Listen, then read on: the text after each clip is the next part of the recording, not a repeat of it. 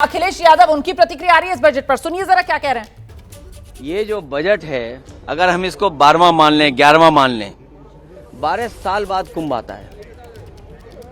जो सरकार को आंकड़े देने चाहिए थे, हमारे लिए आज बजट के आंकड़ों से ज्यादा जरूरी है कि जिन लोगों की जान गई है वो आंकड़े, जो एक सरकार महाकुंभ नहीं करा सकती, उसका हर आंकड़ा आज के बजट में झूठा है। जो मरने वालों का आंकड़ा न दे पाए, हम बजट के आंकड़े का क्या करेंगे? मरने वालों का आंकड़ा नहीं दे पा रहे, खोए वालों का आंकड़ा नहीं दे पा रहे।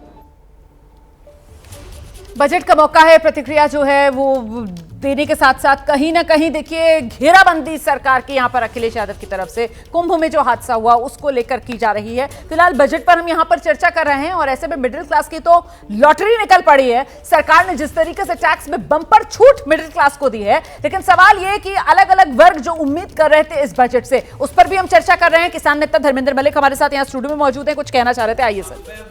टेक्सटाइल इंडस्ट्री के निर्यात की जो बात हुई थी, उसमें मैं ये कहना चाहता हूं कि देखिए पिछले 2 साल से किसान के कपास के दाम गिर रहे हैं, लेकिन कपड़ा तो सस्ता नहीं हो रहा। अच्छा, ये विषय क्या है? ये बात समझ में नहीं आ रही कि किसान के पास जा नहीं रहा, उपभोक्ता को सस्ता मिल नहीं रहा, तो फिर ये बीच के जो कौन लोग हैं? ठीक है, आपके सवाल अपनी जगह है सर। इस बीच बजट को लेकर प्रतिक्रियाएं आना शुरू हो गई हैं और जो कांग्रेस पार्टी है उसके 2 सांसद गौरव गोगोई, मनीष तिवारी, उनकी प्रतिक्रिया इस बजट पर सुना देते हैं। मौजूद है मनीष तिवारी। मनीष जी, कैसे देखते हैं इस बजट को? मध्यम वर्ग को जरूर कुछ मिला है, क्या आप ऐसा देखते हैं? देखिए, क्या बिहार सरकार का बजट था कि भारत सरकार का बजट था? अगर सिर्फ एक प्रदेश का नाम आपने वित्त मंत्री ने अपने बजट भाषण में लिया है, तो इसलिए जब आप सारे देश का जो विकास है वो अपनी बैसाखियों को सुदृढ़ करने के लिए ताक पे लगा देते हैं, तो ये प्रश्न पैदा होता है कि क्या ये बिहार सरकार का बजट था कि भारत सरकार का बजट? लेकिन मिडिल क्लास को तो जो मिला था, एक उम्मीद की जा रही थी, वो मिला है। ऐसा है कि उसको देखना पड़ेगा। कुछ घोषणाएं की है वित्त मंत्री ने, उन घोषणाओं का कितना ज़मीन पे असर पड़ता है वो उसको स्टडी करके ही पता लगेगा। कितने नंबर देंगे 10 में से? ऐसा मैं नंबर देने के बिजनेस में नहीं। वही पुराना बजट है जो पिछले 10 सालों से हम सुनते आ रहे हैं, जहां पर शब्दों के अलावा न गरीब को कुछ मिलता है, न किसान को कुछ मिलता है, न मध्यम वर्ग को कुछ मिलता है। विभिन्न टैक्स के जो प्रपोजल्स आते हैं, नतीजे आते हैं, वो सिर्फ बड़े बड़े कंपनियों के मालिकों को फायदा दिलाता है और आज भी यही है।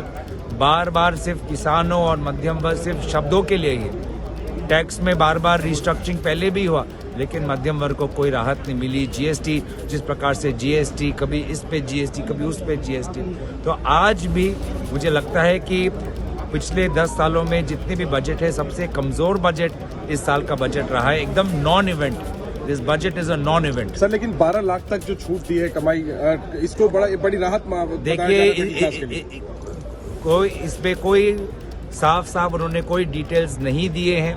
सारे उन्होंने कहा बाद में विवरण है। सरकार का ये एक पुराना खेल है कि वो दिखाते एक है और जब आप बारीकी में जाते हैं तो देखते हैं कि इसमें कोई फायदा नहीं हुआ है।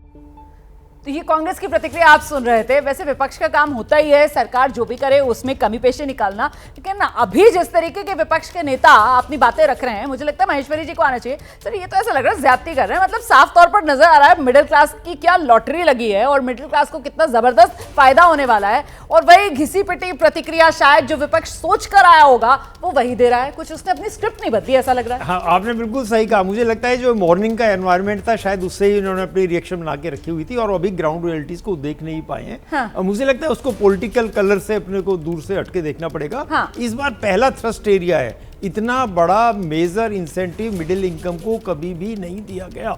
इसको अपोजिशन को मानना पड़ेगा।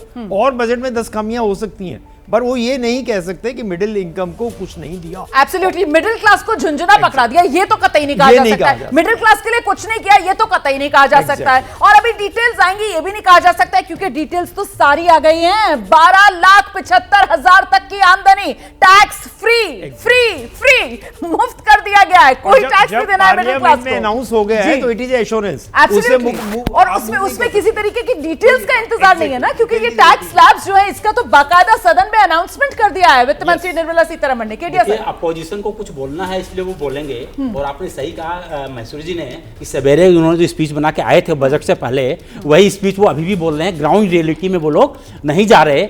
ग्राउंड रियलिटी यहाँ पर यह है कि मिडिल क्लास को बहुत बम्पर फायदा हुआ है और वो साफ साफ नजर आ रहा है। और इस तरह का फायदा इनफैक्ट किसी ने सोचा भी नहीं था।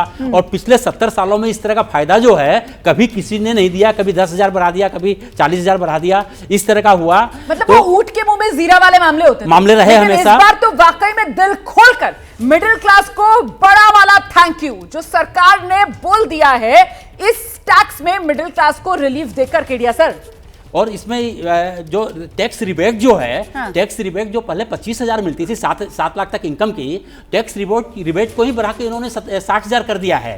तो मतलब हर एक चीज को उन्होंने डबल से ज्यादा किया है। और ये कैलकुलेशन जब हम लोग कर रहे हैं तो टैक्स बेनिफिट साफ साफ नजर आ रहा है कि कोई भी इसमें इन्वेस्टमेंट करने की जरूरत नहीं है, कोई भी खर्च करने की जरूरत नहीं है, कोई करप्शन का मामला नहीं है। सीधी सीधी ये पैसा बच के आपके पॉकेट में जा रहा है जिसको आप फर्दर इन्वेस्ट कर सकते हैं। जरा सा आपको रोक रही हूं।